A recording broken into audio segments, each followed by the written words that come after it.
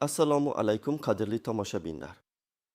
Bugungi videomiz har bir nafaqaxo'r, har bir keksa yoshli fuqaro uchun hayotiy ahamiyatga ega bo'ladi. Prezidentimiz tomonidan nafaqaxo'rlarimizga yanada munosib sharoit yaratish maqsadida aprel oyidan boshlab joriy etilishi kutilayotgan katta qo'shimcha to'lov haqida gaplashamiz. Bu shunchaki bir yangilik emas, balki ko'plab insonlarning turmush tarzini sezilarli darajada yaxshilashi mumkin bo'lgan real imkoniyatdir. Shuning uchun diqqat bilan tinglang, har bir so'z muhim. Hozirdayoq kanalimizga obuna bo'lishni va ushbu videoga like bosishni unutmang, chunki bu ma'lumotni ko'proq odam ko'rishi juda zarur. Avvalambor, tushunishimiz kerakki, hozirgi kunga qadar pensiya ta'minoti tizimimiz ma'lum bir standartlar asosida ishlar edi. Odatda, pensiyalar fuqaroning mehnat staji, o'rtacha ish haqqi va pensiya yoshiga yetganida amalda bo'lgan bazaviy pensiya miqdoriga qarab hisoblanardi. Biroq so'nggi yillarda iqtisodiyotimizda kuzatilgan inflyatsiya jarayonlari, bozordagi narx-navoning keskin oshishi, ayniqsa kundalik ehtiyoj mollari va kommunal to'lovlar narxlarining oshishi ko'plab nafaqaxo'rlarimiz uchun jiddiy moliyaviy qiyinchiliklarni keltirib chiqardi.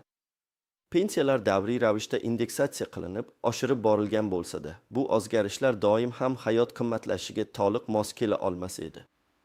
Ko'plab keksa yoshli insonlar uchun minimal pensiya miqdori ham asosiy ehtiyojlarni qondirishga yetarli bo'lmay qolayotgan edi.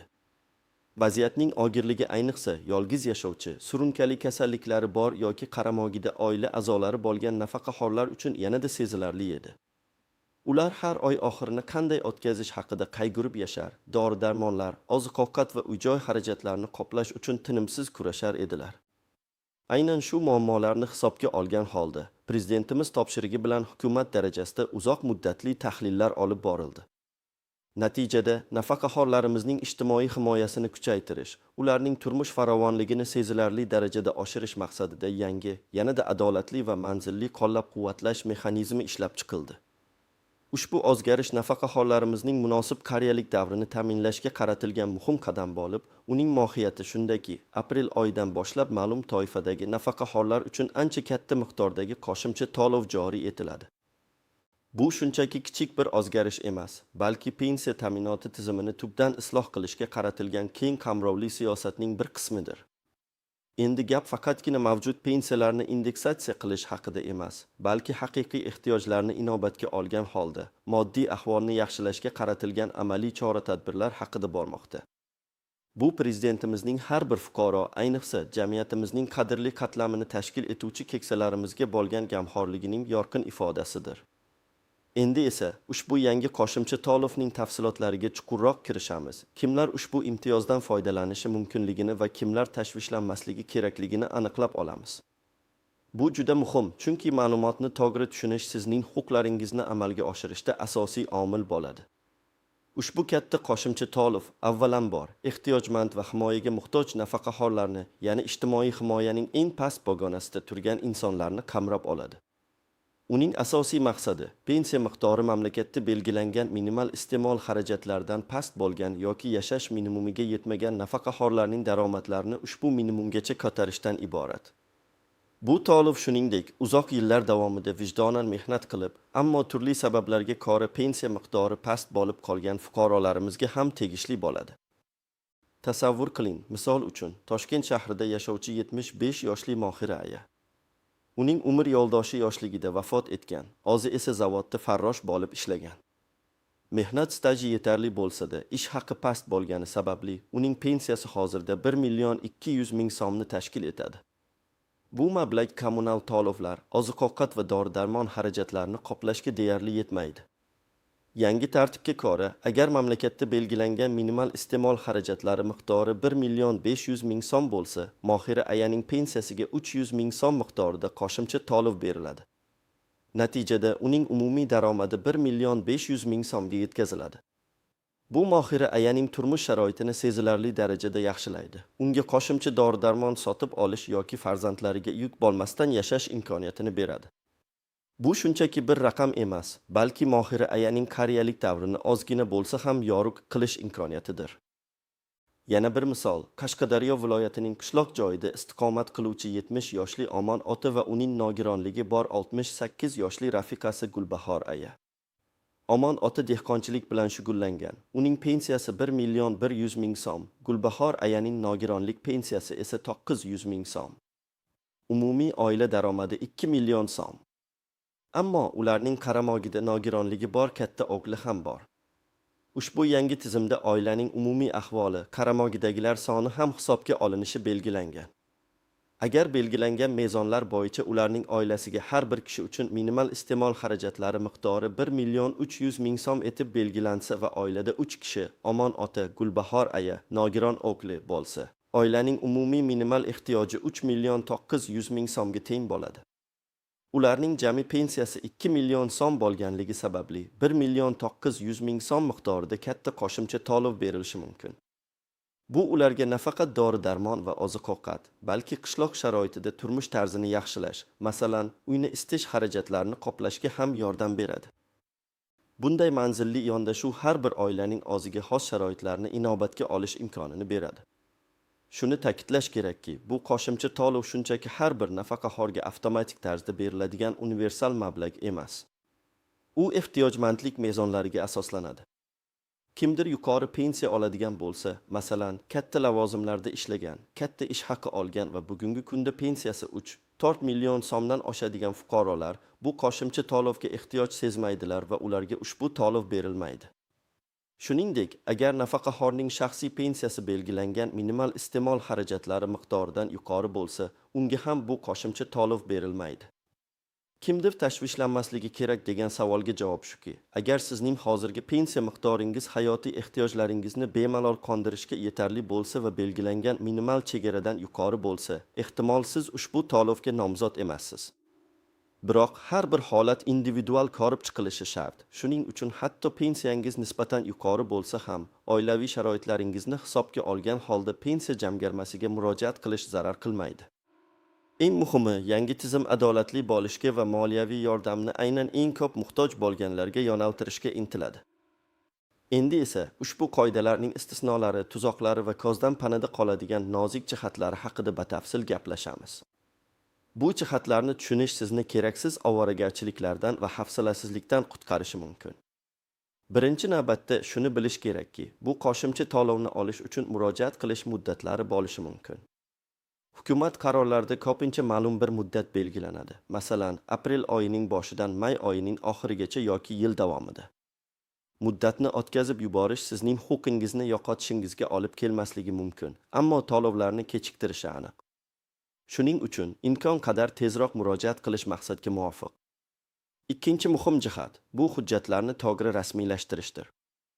Ba'zan oddiygina xato, masalan, bank hisob raqamini noto'g'ri ko'rsatish yoki manzildagi xato sababli to'lovlar kechiktirilishi yoki umuman rad etilishi mumkin. Bu holatlarda qayta murojaat qilish, qo'shimcha hujjatlar yigish va yana kutishga to'g'ri keladi. Bu esa keksa yoshli insonlar uchun ancha murakkab jarayon bo'lishi mumkin. Bundan tashqari ba'zi bir nozik jihatlar mavjud bo'lishi mumkin. Masalan, agar nafaqaxo'r ishlayotgan bo'lsa, unga bu qo'shimcha to'lov beriladimi yoki yo'qmi degan savol tug'ilishi mumkin. Odatda ijtimoiy yordam turlari ishsizlarga va past daromadlilarga qaratilgan bo'ladi.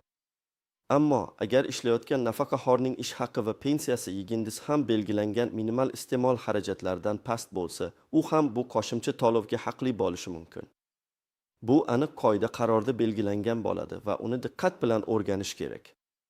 Shuningdek, boshqa ijtimoiy to'lovlar, masalan, nogironlik nafaqasi, boquvchisini yo'qotganlik pensiyasi, oluvchilar uchun qoidalar biroz farq qilishi mumkin. Bu to'lovlar qo'shimcha to'lov hisoblanishda inobatga olinadimi yoki alohida ko'rib chiqiladimi? Bu ham hujjatlarda aniq ko'rsatiladi. Yana bir tuzoq bu firibgarlikdir. Afsuski, har qanday yangi ijtimoiy dasturlar paydo bo'lganda, ulardan foydalanmoqchi bo'lgan firibgarlar ham topiladi. Ular o'zlarini davlat idoralari xodimlari deb tanishtirib, sizdan shaxsiy ma'lumotlaringizni, bank karta raqamlaringizni yoki hatto pulingizni so'rashi mumkin. Hech qachon hech kimga o'z shaxsiy ma'lumotlaringizni, ayniqsa bank kartangizning PIN kodi yoki 3 xonali tut kodi kabi maxfiy ma'lumotlarni telefon orqali yoki shubhali veb-saytlar orqali bermang.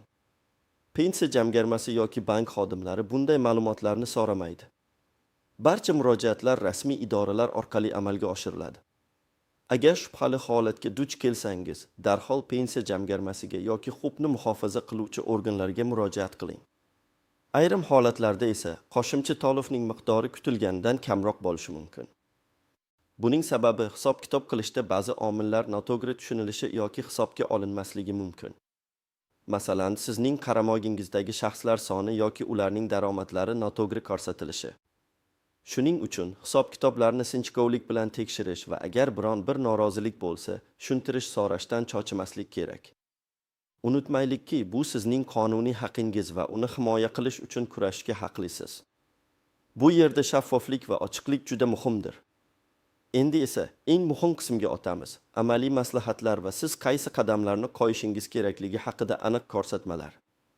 Bu yo'l-yo'riqlar sizga yangi qo'shimcha to'lovni muvaffaqiyatli olishingizga yordam beradi. Birinchi qadam, ma'lumotni o'rganing. Avvalo, prezident qarorining yoki vazirlar mahkamasining ushbu qo'shimcha to'lovga oid tegishli hujjatini diqqat bilan o'rganib chiqing. Odatda bu hujjatlar O'zbekiston Respublikasi qonun hujjatlari ma'lumotlari milliy bazasi LEX.uz saytida, prezident yoki hukumatning rasmiy veb-saytlarida e'lon qilinadi. Unda aniq kimlarga qanday shartlar asosida va qanday miqdorda qo'shimcha to'lov berilishi yozilgan bo'ladi. Ayniqsa murojaat qilish muddatlariga va kerakli hujjatlar ro'yxatiga e'tibor bering. Agar o'zingiz o'qiy olmasangiz, farzandlaringizdan, nabiralaringizdan yoki yoshroq tanishlaringizdan yordam so'rang. Bu dastlabki va eng muhim qadamdir. Ikkinchi qadam, kerakli hujjatlarni to'plang. Odatda bunday ijtimoiy to'lovlarni olish uchun bir nechta asosiy hujjatlar talab etiladi. 1. Pasportingizning asl nusxasi va nusxasi. Bu sizning shaxsiyatingizni tasdiqlovchi asosiy hujjat. 2. Pensiya guvohnomasi. Bu sizning nafaqaxo'r ekanligingizni tasdiqlaydi. 3. Bank hisob raqamingiz to'g'risidagi ma'lumot, karta raqami yoki hisob raqami, odatda Xalq bankidan olingan plastik karta. Pensiya aynan shu hisob raqamiga o'tkaziladi. Agar kartangiz bo'lmasa, Xalq bankining istalgan filialiga borib, pensiya olish uchun plastik karta ochtirishingiz mumkin. 4. Qaramog'ingizda bo'lgan shaxslarning, masalan, nogiron farzandlar, voyaga yetmagan nabiralar, pasport nusxalari yoki tugilish haqidagi guvohnomalari. Agar ularda nogironlik bo'lsa, nogironlik guvohnomasi yoki tibbiy ma'lumotnoma ham kerak bo'ladi. 5. Oilaning umumiy daromadlari haqida ma'lumotnoma, agar siz bilan birga yashovchi ishlaydigan oila a'zolaringiz bo'lsa. Bu ma'lumotnoma ish joyidan olinadi. Agar hech kim ishlamasa, bu haqda arizada ko'rsatiladi. 6. Boshqa qo'shimcha hujjatlar, qarorga qarab, masalan, yashash joyi haqida ma'lumotnoma, uy daftarchasi nusxasi va hokazo. Ro'yxatni pensiya jamg'armasining hududiy bo'limidan aniqlab olish eng to'g'ri yo'l. 3-qadam, murojaat qayerga va qanday qilinadi? Ushbu qo'shimcha to'lovni olish uchun siz yashash joyingizdagi O'zbekiston Respublikasi pensiya jamg'armasining hududiy bo'limiga murojaat qilishingiz kerak. Bu joy pensiya jamg'armasi binosida yoki davlat xizmatlari markazlarida bo'lishi mumkin. Murojaat tartibi. 1. Pensiya jamg'armasi bo'limiga borasiz. Imtihonni yengillashtirish uchun erta borish tavsiya etiladi. 2. U yerda maxsus belgilangan shakldagi arizani to'ldirasiz. Arizani to'ldirishda yordam beruvchi xodimlar bo'lishi kerak. Arizada shaxsiy ma'lumotlaringiz, pensiya guvohnomasi raqami, bank hisob raqamingiz, qaramog'ingizdagi shaxslar haqida ma'lumot va boshqa kerakli ma'lumotlar aniq ko'rsatiladi.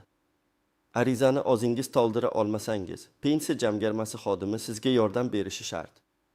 3. To'plagan hujjatlaringizni arizaga ilova qilib topshirasiz. Hujjatlarning asl nusxalarini ham o'zingiz bilan olib boring, ularni tekshirishlari mumkin. 4. Arizangiz qabul qilinganligi haqida sizga hujjat berilishi shart. Bu hujjatda arizangizning ro'yxatdan o'tgan raqami va sanasi ko'rsatiladi. Uni saqlab qo'ying, chunki keyinchalik uning holatini tekshirishda kerak bo'ladi.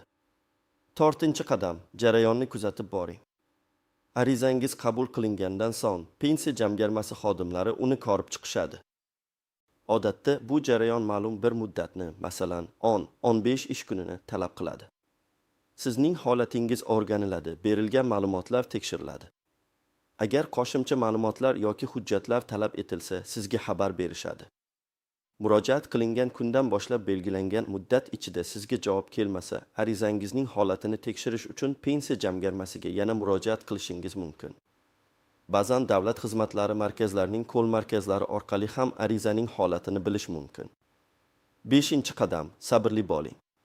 Har qanday yangi tizim joriy etilganda, dastlabki bosqichlarda ma'lum bir kamchiliklar yoki kechikishlar yuzaga kelishi mumkin. Pensiya jamg'armasi xodimlari katta hajmdagi ishlarni bajarishadi. Shuning uchun biroz sabrli bo'lishni iltimos qilaman. Ammo agar vaziyat juda uzoqqa cho'zilsa yoki asossiz rad javobi berilsa, yuqori turuvchi tashkilotlarga, masalan, viloyat pensiya jamg'armasi boshqarmasiga, hukumatning xalq qabulxonasiga shikoyat qilishga haqlisiz. Barcha murojaatlar rasmiy tarzda qabul qilinishi va ko'rib chiqilishi shart. Hurmatli tomoshabinlar, bugungi videomizda prezidentimiz tomonidan nafaqaxo'rlarimiz uchun aprel oyidan boshlab joriy etilishi kutilayotgan katta qo'shimcha to'lovning har bir jihatini batafsil ko'rib chiqdik. Biz ushbu choraning nafaqat moliyaviy yordam ekanligini, balki jamiyatimizning qadrli qatlamiga bo'lgan e'tibor va hurmat ramzi ekanligini anglab yetdik. Bu qiyin davrda nafaqaxo'rlarimizning turmush sharoitini yaxshilashga qaratilgan juda muhim qadamdir. Unutmang, bu ma'lumotni o'z vaqtida bilish va to'g'ri harakat qilish sizning qonuniy haqqingizni olishingizga imkon beradi. Hujjatlarni to'g'ri tayyorlash, murojaat qilish muddatlariga rioya etish va har qanday shubhali takliflarga ishonmaslik juda muhimdir. Agar sizda hali ham savollar qolgan bo'lsa, ularni izohlarda yozib qoldirishingiz mumkin. Men imkon qadar javob berishga harakat qilaman yoki keyingi videolarimizda ushbu mavzuni yanada chuqurroq yoritishga harakat qilaman. Umid qilamanki, ushbu video siz uchun foydali bo'ldi. Agar shunday bo'lsa, iltimos, videoga like bosing va kanalimizga obuna bo'lishni unutmang. Bu bizga ko'proq foydali ma'lumotlarni tayyorlashga motivatsiya beradi va ushbu muhim ma'lumotning ko'proq odamlarga yetib borishiga yordam beradi. O'z fikrlaringiz va tajribangizni izohlarda baham ko'ring. Bu boshqa nafaqaxo'rlar uchun ham foydali bo'lishi mumkin. E'tiboringiz uchun rahmat va keyingi videolarda ko'rishguncha xayr.